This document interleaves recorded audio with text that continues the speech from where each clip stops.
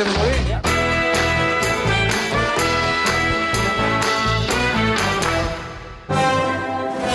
My destination is a capital known for its culture and sophistication, so I thought I'd better waltz into Vienna in style.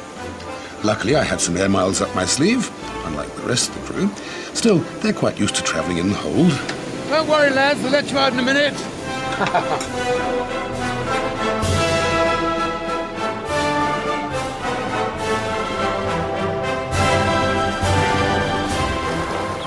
What strikes you immediately about Vienna is its size and grandeur. It's a very large and imposing capital for what is really quite a small country, like Austria. The reason lies in its history. For 500 years, until 1918, it was the heart of the huge Habsburg Empire of 50 million people. For most people, though, it's the home of the waltz, classical music, stunning architecture, and, of course, coffee and cakes. The coffee house is a way of life in Vienna, and it's not just a place to drink coffee. Orson Welles once described them as the only place in the world where you can sit unmolested for 8 hours or longer, drink but a single cup, and still be treated like a king. The coffee may seem expensive, but it buys you a seat from which you can watch the world go by. Here there are more than 20 variations to choose from. The coffee drinking tradition has, over the centuries here in Vienna, developed into an art form. But one of the most spectacular ones is called the Kaiser melange, the King's mixture, which is a strong black coffee with cream into which you beat an egg and wash it down with a good slug of rum. Sounds like the perfect hangover cure to me. In addition to all the coffee houses, there are also conditorien, which serve Vienna's famous cakes and pastries. This is Daimels, right in the centre of Vienna, and a mecca for those with a sweet tooth. This place has been a Viennese institution for over 200 years, famous for its fabulous cakes and pastries. And now, of course, it is justifiably world famous. It's one of the best places, not only in Vienna, but the world, and I've travelled it, to get superb cakes, gateaux, pastries, and all those delicious things that I would I'd even give up drink for. The Viennese take their cakes so seriously that they can be the cause of bitter disputes. The Sachertorte is Vienna's, Austria's most famous chocolate cake. It was created in 1832 by Franz Sacher, who was the chef to Prince von Metternich. He later started a hotel, still here in Vienna, Sacher's Hotel, where the torte became incredibly famous. But Daimels also started making them. And after a long and bitter, protracted lawsuit, in 1990, Daimels were no longer able to call it Sachertorte. They had to call it Daimels Sachertorte, whereas Sacher's are allowed to call it Sacher's Original Sachertorte. Got it? Here in Daimels' kitchen is the perfect place to watch the skill of the pâtissier. It all looks so simple, so efficient, so neat. But the pâtissier's art is complicated and sophisticated. Cool hands and a light touch are essential. It's a well-known fact that the greatest chefs have first specialized in pastry or charcuterie making before spreading their gastronomic wings. Good morning. I'd like to welcome you to the first virtual television cake cookery course. To make your perfect Black Forest gateau, you need 6 egg whites, 6 egg yolks, 200 grams of sugar, 100 grams of butter, 120 grams of flour, and 100 grams of chocolate. You mix the flour, the butter, the chocolate, and the sugar together in your blender, and it looks like that. You then whisk up your 6 egg whites, and you have that, egg meringue. Combine the two, and it looks like that, which you place into a mold and bake in the oven until it is cooked. And it ends up looking like this. We then cut it into 3 layers and douse it liberally with cherry juice mixed with kirsch. Lots and lots and lots of that. Let it soak right in. Then scrape some whipped cream, which you could have also flavoured with kirsch if you like, and spread that over the torte there. Then start to add in some cherries, which have been cooked in sugar and water and thickened with corn flour, so we have this compote of cherries. Now, of course, some of you I know will go and buy them already done like this in a tin, but it will taste better if you make it properly. So you layer that over like that, and so on, build it up, until it looks like this. Then for the fun bit, get some more cream, scrape it lovingly over the top and around the sides. This is virtual cookery. Notice how deftly and skillfully I can do all of this. I've been here since 5 o'clock this morning watching them do it. It takes them about 3 seconds to do what's taken me half an hour. Then sprinkle the nuts over the top and throw them on all the way around the sides.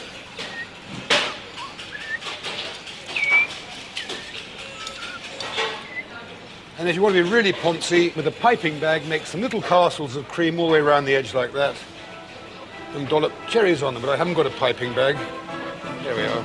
Now in a minute, for what we call the pack shop, we'll show you a real one.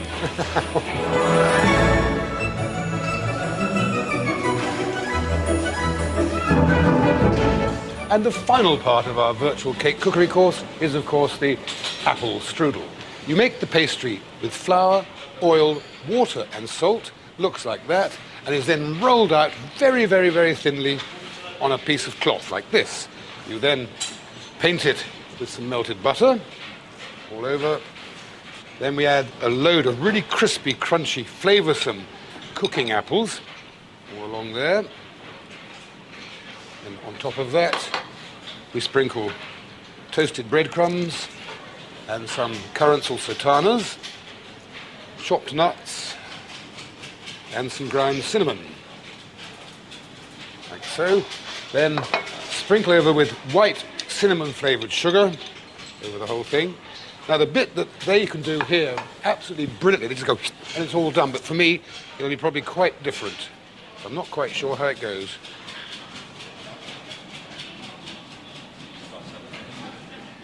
Actually, that was easier than I thought it would be, because I am no cake maker, as you well know. There, it goes exactly like that. You tuck that little bit under there, put it under there, give it a quick paint, turn it into a funny shape, and bake it in the oven. Eh, thank you? So there you have it. Cliched possibly, but classic definitely. The apple strudel and the inimitable Black Forest Gatto. I really enjoyed that sketch, but now it's time for a bit of sightseeing. The city's rich historical past has left wonderful examples of buildings of all styles. Visually, this really is a stunning city. Of course, not all of it is classic. And although this may look like the work of some demented graffiti artist, it was in fact designed by the popular Viennese artist Hundert Wasser. And after a crack at some flats, he turns his attention to this, the city's incinerator. You'll also find these little buildings all over the city. There are more than 200 virtual stands scattered around Vienna, so you're never far from a sausage. But now I'm going to rustle up something far more interesting. I'm going to cook an interpreted dish today. It's using Viennese ingredients of veal and potatoes and paprika and slivovitz and things like that. It starts with this bowl of beaten up egg yolks and cream. Into my bowl here, I'm going to add some spinach, cooked, strained and chopped. We mix that in like that. Then some boiled potatoes, salted and passed through the ricer. I'm anticipating, Mike, just a sec, we've got quite an audience today, and what they'll be doing is coming up, shaking their heads, saying, no, that is not how we do it in Vienna. Well, I don't care, because I'm going to make a really super dish of my own. Thank you, Sean. That can go. That's absolutely great. Thank you, Sean. Now, I'll roll that onto a cling wrap sheet and then twizzle those up at the end. Turn it into a silly shape and pop it into the steamer. Thank you, Mike. Right, now into my oil and butter here, I'm going to put some chanterelle mushrooms. You can use any kind of mushroom you like, but I particularly love chanterelle. Some slivers of red pepper, paprika as it's called here. You can't escape paprika in these countries. It's either a vegetable, like a red pepper, or it's a powder, like a spice. And then I will add in my already cooked red onions, which I've already fried in butter and olive oil. Stir that round for a second or two. Now, while that sits over there for in a minute, and while my other pan gets hot, I'll put my little pieces of veal, which I've dredged in paprika, flour and pepper, like that. Fry those, one there, just to repeat, they're dredged in flour, paprika and black pepper. And we're going to add some chopped garlic to that. Leave those for a second or two. Okay, so that's fine. Now, this is very lightly cooked because it's delicious veal. Those of you who don't like veal, use pork or use beef.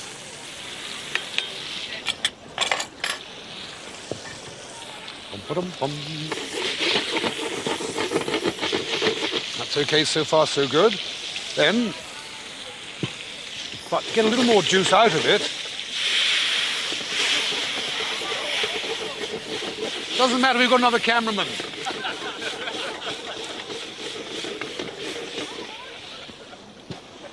Now, before that meat now boils, we take it out of here so it doesn't stew. Then, if you remember, our wonderful mixture of peppers, red onions, and chanterelle go back into here. Sean takes that away with him. Thank you, Sean. Now we'll add some cream, some excellent sour cream. Throw that around, and finally push the meat back into it. A little bit of parsley. And apart from the wasp, that's it.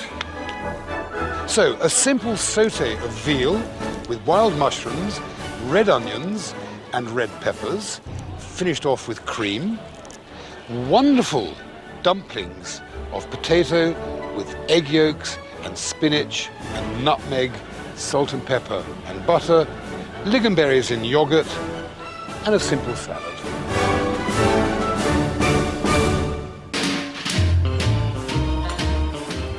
No, I'm not studying the form for the 4:30. I'm actually looking for a drink. You see, there are these hurrigans, which are wine bars connected to vineyards where you can buy the wine just for a short period, like 3 weeks. And I think that one there will be grand. It also gives me the excuse for a little cruise up the Danube.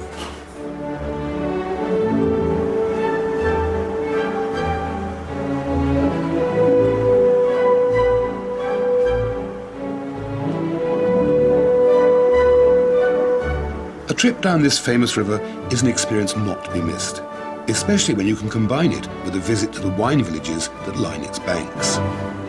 This stretch of the Danube is known as the Wachau, said by some to be the most beautiful stretch of waterway in Europe. And of course, the very best way to see it is by boat. Anyway, as you can see, sadly, the blue Danube is not at all blue. It's brown. Ah, the village of Spitz. Let's get back on the wine trail. I've heard of working up a thirst, but this is ridiculous. I hope you appreciate all the effort I go to in the name of research. There are no written signs advertising wine for sale. The only clue is going to be this branch of pine. In fact, this might be the only clue that it is a hurricane at all. There are vineyards and hurrigan within Vienna's city limits, but they tend to be more commercial. Out here you can sit amongst the vines, and there's a good chance you'll be served by the people who picked the grapes and made the wine. And you won't get a view like this from the city. This is a wonderful spot for some lunch, and also to test this wine.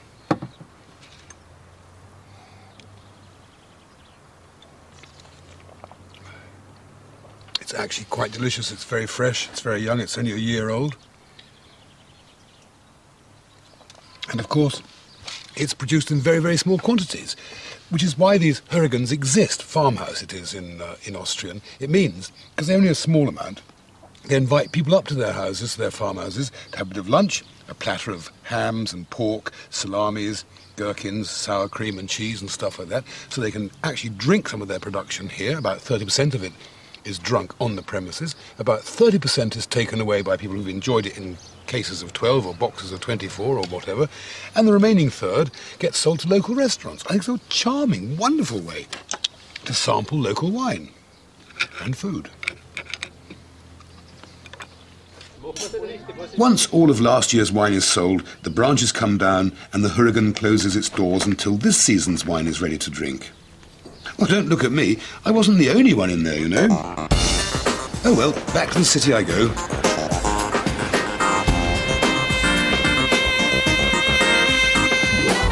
Right in the heart of Vienna is the Delhi Naschmarket. Viennese cuisine is a melting pot of influences from the countries that surround it and former members of its historic empire. Italy has played a large part in shaping many of its dishes. The first dish in my Viennese feast is a roast leg of lamb. It could be pork or it could be veal. I've chosen lamb.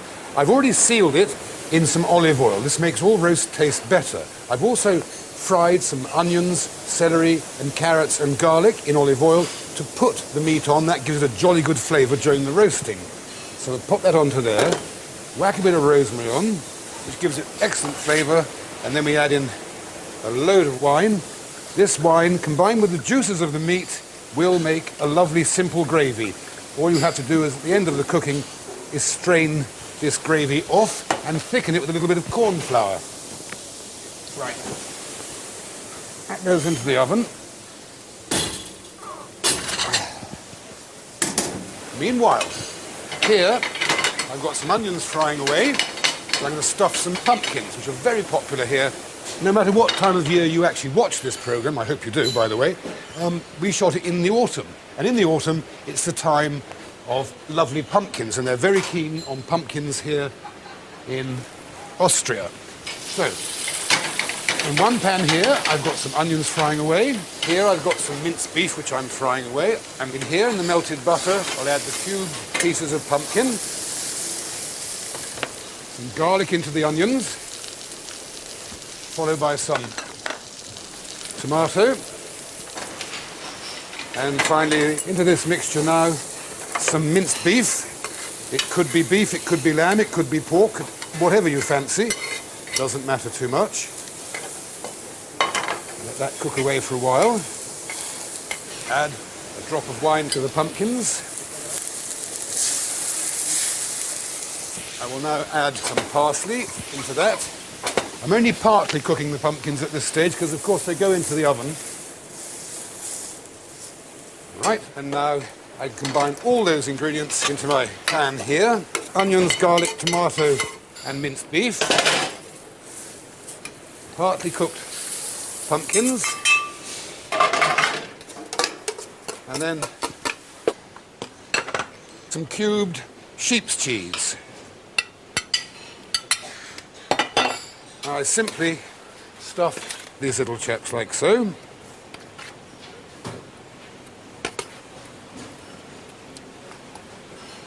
Pop their lids on and dump that into the oven over here.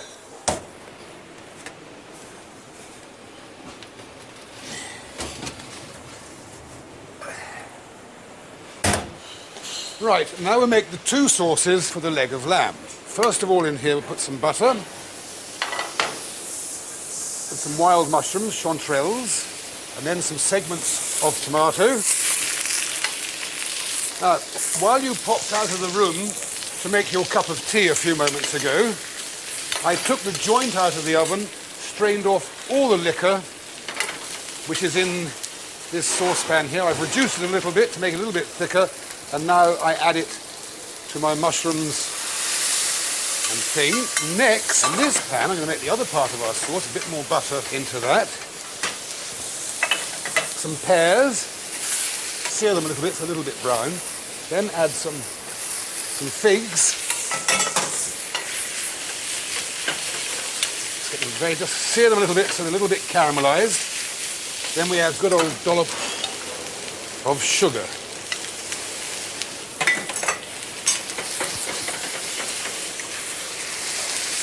Some white wine. And let those cook until the wine is almost evaporated, leaving just a very slight syrup. And those are our two sauces for the leg of lamb. And I need a little sauce in me because it's very hot. And try a drop of the old Austrian, blaue, I can't pronounce it. It's in German. Doesn't taste German, no, it tastes jolly nice. I must get a crate of that. Right, now the Austrians are very fond of pasta, so my next dish is a pasta and fish dish. In the pan here I've got some little bits of onion. This is some pumpkin cut into thin strips. Cook that down with the butter. Add some green peppercorns, a bay leaf, and some fresh marjoram. Just let that cook gently away. Then into my hot buttery pan here, some fillets of fresh trout.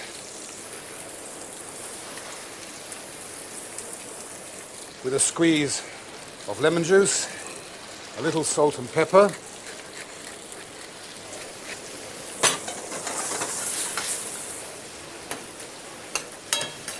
And now I'm going to add some very good double cream. The butter will help thicken it even further.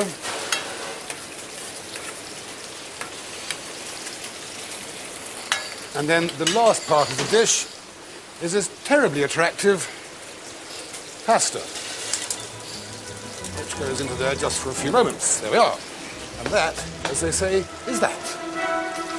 So, a roast leg of lamb with glazed pears and figs, with a rich gravy with wild mushrooms and tomatoes, a wonderful autumnal stuffed pumpkin with mincemeat, cheese and pumpkin flesh, and fabulous spaghetti with grilled trout and a cream and pumpkin sauce. If first impressions counted, I wouldn't be rushing back to Vienna. I had a rude reception clerk in my luxury hotel. My room wasn't ready. The bar was shut.